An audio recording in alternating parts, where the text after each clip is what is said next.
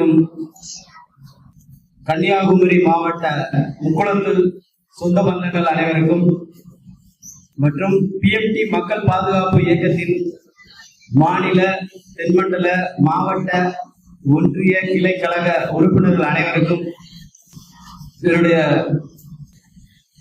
மனமார்ந்த நன்றியை தெரிவிச்சுக்கிறேன். ஏன்னா ஒரு சமுதாய மீட்டிங்கு போறது பெரிய விஷயம்.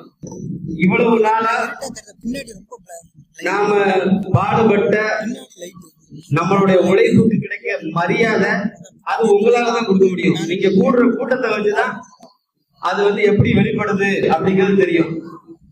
ரெண்டாவது, இந்த 2026 இந்த சட்டமன்ற தேர்தல்ல தேர்தல் விழிப்புணர்வு கூட்டம் அப்படின்னு கன்னியாகுமரி மாவட்ட நிர்வாகிகள் ஒரு சரியான தலைப்பு கொடுத்து நம்ம எல்லாரையும் ஒரு இடத்துல உட்கார வச்சிருக்காங்க. இங்கு பேசக்கூடிய விஷயங்கள் உங்களுக்காக மட்டும் பேசுறது இல்ல, தென் தமிழகத்தில் உள்ள அனைத்து முக்குளத்து சமுதாயங்கள் மற்றும் அனைத்து சமுதாயத்துக்கு சேர்த்து பேசக்கூடிய வார்த்தைகள். தேர்தல் அப்படின்னா அந்த கடைசி ஒரு 6 மாசத்துக்கு எல்லாரும் பீக்கில் இருப்பாங்க. அதுக்கு முன்னாடி நம்மளை கண்டுக்கிட மாட்டாங்க. இது எல்லாருக்கும் தெரிஞ்சது. நமக்கு வருடம் முழுவதும் 5 வருஷமா, அந்த 5 வருஷத்துல 4.5 வருஷம் எந்த கட்சி ஆட்சிக்கு வந்தாலும் நமக்கு எதுவும் இதுவரைக்கும் செய்யல. செய்யறது மட்டும் இல்ல, நம்மளை கண்டுக்கிடவும் மாட்டாங்க. ஒரு பிரச்சனைன்னு வரும்போது நாம தேடக்கூடியது யாரை தேடுதோம்? ஜாதி கட்சி தலைவரை தான் தேடுதோம். வேற யாரையும் நம்ம தேட மாட்டோம். ஏன் நீங்க ஓட்டு போட்ட எம்எல்ஏ எம்பி வீட்டு வாசல் ஏன் நீங்க படிக்கீங்க? நாம இனிமே செய்ய வேண்டியதெல்லாம் அதுதான். ஒரு பிரச்சனை வருது, ஜாதி தலைவரை கூப்பிடுதோம். அதுக்கு முன்னாடியா நம்ம சமுதாயம் ஒட்டுமொத்தமா சேர்ந்து பிஎம்டி அமைப்புல இணைச்சு நாம முற்றுகை போராட்டம் நடத்துறதே ஒரு எம்எல்ஏ வீட்டை மூலம் முற்றுகை போராட்டம் நடத்தணும். அன்னைக்கு ஒரு நாளைக்கு அவன் போயிட்டு மொத்த ஓட்டையும் வாங்கிட்டு போயிருந்தாங்க. ஆனா நாம நம்ம சமுதாய தலைவரை குறை சொல்லிட்டு இருக்கோம். ஏன் அவர் நாங்க போன் போட்டோம் எடுக்கல வைக்கல இல்லைன்னா வரமாட்டேங்காங்க அப்படின்னு. நீங்க சமுதாயத்து பக்கம் இருக்கீங்களா? நீங்க சமுதாயத்து பக்கம் கரெக்டா இருந்தாதான் தலைவர் உங்க பக்கம் இருப்பாரு. ஆனா இதுவரைக்கும் பிஎம்டி மக்கள் பாதுகாப்பு இயக்கம் அப்படி எந்த ஒரு விஷயம் இல்லை. நீங்களே வராட்டாலும் கட்சி பொறுப்புல இருக்கக்கூடியவங்களாவது அதிமுக இருந்தாலும் சரி, திமுக இருந்தாலும் அவங்களுக்கு ஒரு பிரச்சனைனாலும் அவன் முக்குளத்து சமுதாயமா இருந்தா ஒரு உறவு முடியக்கூடிய ஒரே தலைவர் அண்ணன் KN இசிகராஜன் தேவர் தான். அண்ணன் சொல்ற மாதிரி இப்ப எல்லா சமுதாயத்துக்கான தலைவர் அண்ணன் மாறிட்டு வராரு. நம்ம சமுதாயத்துக்கு மட்டும் கிடையாது, அனைத்து சமுதாயத்துக்கான தலைவர். நேற்று வாசுதேவனூர்ல ஒரு தாழ்த்தப்பட்ட சமுதாயத்தை சேர்ந்த ஒரு குழந்தை இறந்துச்சு. அதுக்கு அவங்க நியாயம் கேட்டு 4 நாளா அங்க இருக்காங்க. ஆனா ஊடகம் எல்லாம் மறைச்சிட்டாங்க. போலீஸ் அது வெளியில தெரிய விடாம ஆக்குனாங்க.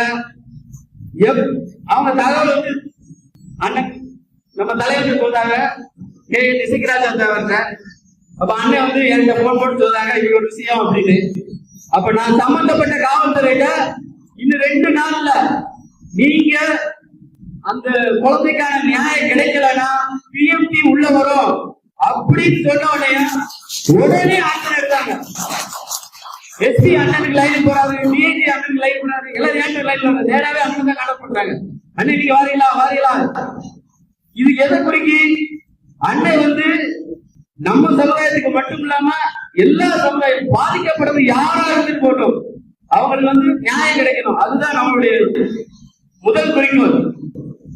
இன்னொன்று என்னன்னா, நம்ம சமுதாயம் எந்தெந்த அளவுக்கு பாதிக்கப்படுது அப்படின்னா, நேற்று ஒரு சங்கரகோயில் பக்கத்துல பெரியசாமியோரம் கிராமத்துல ஒரு பள்ளிக்கூடம் 495 பிள்ளைங்க படிக்கிறாங்க. அந்த கல்லூரி முதல்வர் ஒரு தனியார் நிறுவனத்துல கடன் வாங்கியிருக்காரு. கடன் வாங்கி கோர்ட் என்ன சொல்லுது, அந்த பள்ளிக்கூடத்துக்கே சீல் வைக்காங்க.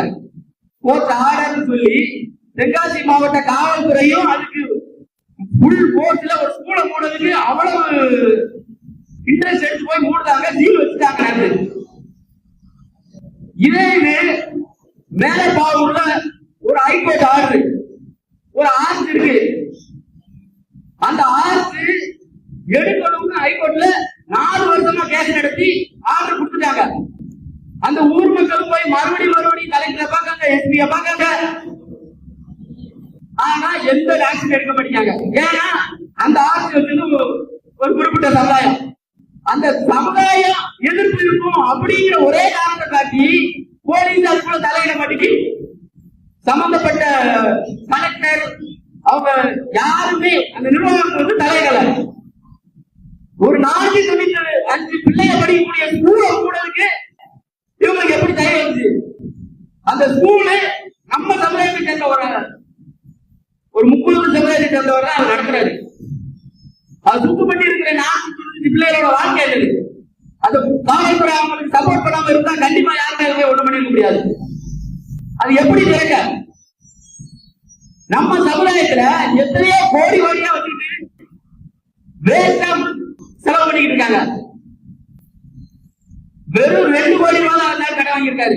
எந்த தொழில் அதிபரும் இது வரைக்கும் அதுக்கு முன் வரல.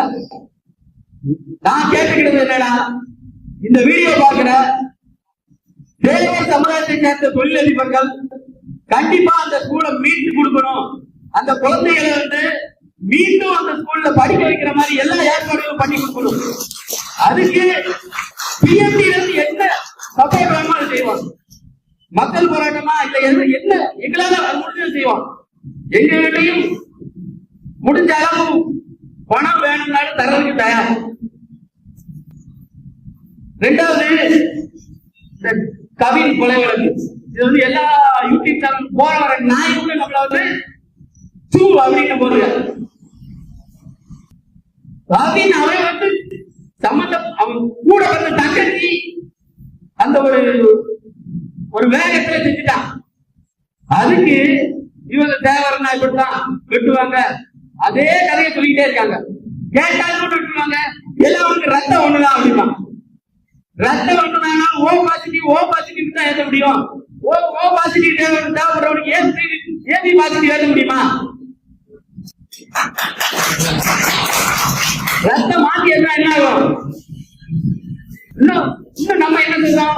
பொம்பளை பிள்ளைகளை மட்டுமே தான் குறை சொல்றோம். பொம்பளை பிள்ளைங்க நீங்க வந்து மாற்றுச்சாதி பிள்ளை பயங்கர காதலிக்காதீங்க அப்படின்னு. நாம முதல்ல அடுத்த ஜாதி பிள்ளைய லவ் பண்ணி கல்யாணம் முடிக்காதீங்க.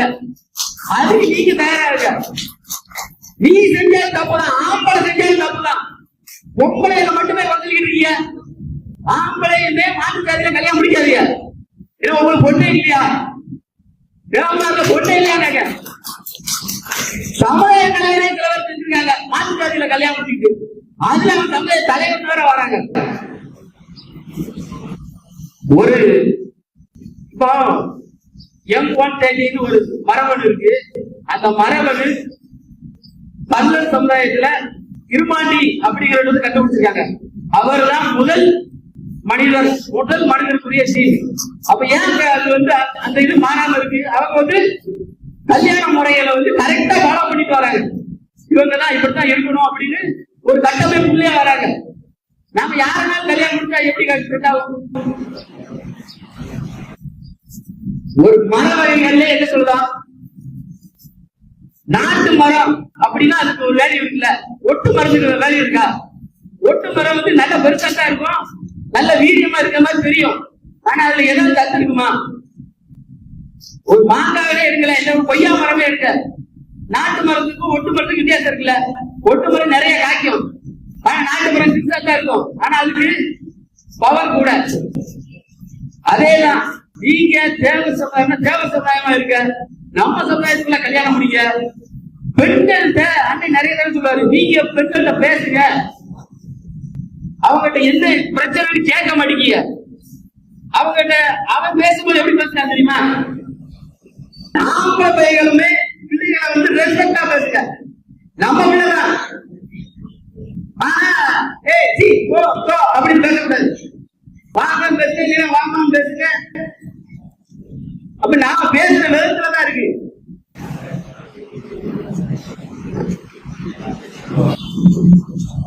ரெண்டாவது எல்லாரும் படிக்க படிக்க படிக்க சொல்லிட்டே இருக்காங்க.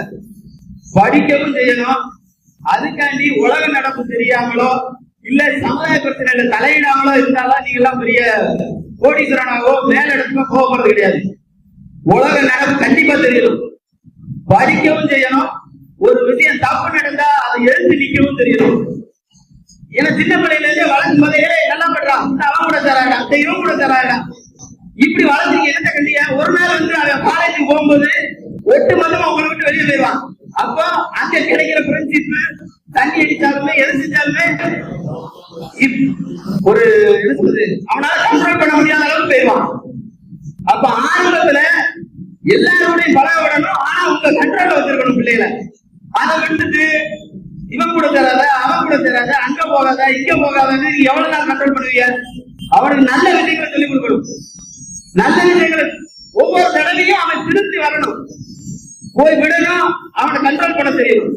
அப்படித்தான் நீங்க அவங்கள பிள்ளைகளை வளர்க்கணும். ஒழிய ஒட்டுமொத்தமா வீட்டுக்குள்ள அரைச்சு போட்டு வச்சுக்கிட்டு நீங்க வளர்த்தீங்கன்னா அவன் கண்டிப்பா கெட்டவனா தான் வருவான். நீங்க உங்க ஊர்ல யாருனாலும் பார்த்துக்கோங்க. அது மாதிரி சின்ன வயசுல இருந்து சின்ன சின்ன விஷயங்கள் தப்பு நடக்கும் போது அதை எதிர்க்கவும் அதை தைரியமா தட்டி கேட்கவும் நம்ம பையனை வளர்க்கணும். அப்படின்னா தான் அவன் ஒரு இடத்துக்கு போனா கூட தன்னைத்தானே காப்பாத்திக்கிறதுக்கான திறமை அவனுக்கு வளரும். செல்ஃப் கான்பிடன்ஸ் இருக்கும். அதனால படிக்க வைக்க அதிகாரி ஆகணும். அதிகாரி ஆகிறாலும் படிக்க வைக்கணும். அந்த அளவுக்கு அவனுக்கு வந்து நீங்க ஒரு விஷயத்தை ஊட்டி சொல்லி வளர்க்கணும். சும்மா நான் வந்து கிளாஸ் பாஸ் ஆனேன் அப்படிங்கிற படிப்பு கிடையாது. எல்லாரும் தான் படிப்பாங்க, எல்லாரும் தான் பாஸ் ஆவாங்க. ஆனா யாருக்கு எக்ஸ்ட்ரா ஸ்கில்ஸ் இருக்கோ அவன் மட்டும்தான் வேலைக்கு போக முடியும். எதுனால ஒரு இன்டர்வியூ தான். அதனால நீங்க படிக்க வைக்கும் போது அவங்களுக்கு எக்ஸ்ட்ரா ஸ்கில்ஸ் இருக்கிற மாதிரி படிக்க வைக்க. வருகிற சட்டமன்ற தேர்தல்ல அண்ணன் யார கை காட்டுறாரோ அவருக்கு நீங்க ஓட்டு போடணும். அண்ணன் எந்த தொகுதியில நின்னாலும் ஒட்டுமொத்தமா எல்லாரும் அந்த இடத்துல வந்து வேலை பார்க்கணும். அவங்ககிட்ட ஓட்டு வாங்குற அளவுக்கு நம்மளுடைய செய்திகள் இருக்கணும். அந்த இடத்துல நாம போய் அவர் எந்த தொகுதியில் இருந்தாலும் சரி, ஒரு தொகுதியில் இருந்தாலும் சரி, அண்ணன் 2 தொகுதியில் இருந்தாலும் சரி, அவர் அந்த முடிவை கண்டிப்பா சொல்லுவாரு. அப்போ தென் தமிழகத்தில் உள்ள எல்லாரும் நம்ம போய் அண்ணனுக்காண்டி வேலை பார்க்கணும். அண்ணனை சட்டமன்றத்துக்கு நாம நிச்சயம் அனுப்பணும். அண்ணனை சட்டமன்றத்துக்கு அனுப்பினா மட்டும்தான் நமக்கான குரல் வந்து சட்டமன்றத்துல ஒழிக்கணும். சட்டமன்றத்துல ஒழிக்கிறதுக்கு ஒரே நபர் அண்ணன் தேவர் சமுதாயத்தின் ஒட்டுமொத்த குரலாக ஒழிக்கக்கூடிய ஒரே குரல் அண்ணன் குரலா தான் இருக்கும். அண்ணன் கே.என். இசக்கிராஜா தேவர் நல்ல கான்பிடன்ஸ் உள்ளவர். அண்ணன் வள்ளிக்கண்ணன் தேவர் சொன்ன மாதிரி நமக்கு கிடைச்ச அவர் மிகப்பெரிய பெரிய பொக்கிதான். எல்லாரும் ஒருத்தர் இறந்த பிறகு ஐயோ அவர் அப்படி இவர் இப்படின்னு இப்ப இந்த மலர்ச்சாவரை போட்டாங்கல்ல, எல்லாரும் போட்டா போட்டுருக்காங்க. அவர் இருக்கும்போது யாரு காப்பாத்தினா? ஒருத்தர் காப்பாத்தல. அதே மாதிரி கே.என். இசக்கிராஜா தேவர் இருக்கிற வரைக்கும் அவரை ஒவ்வொரு விஷயத்திலும் காப்பாற்ற வேண்டியது உங்களுடைய கடமை. கடமையை தவற விட்டுட்டு அடுத்து நீங்க புலம்பி எந்த பிரயோஜனம் கிடையாது.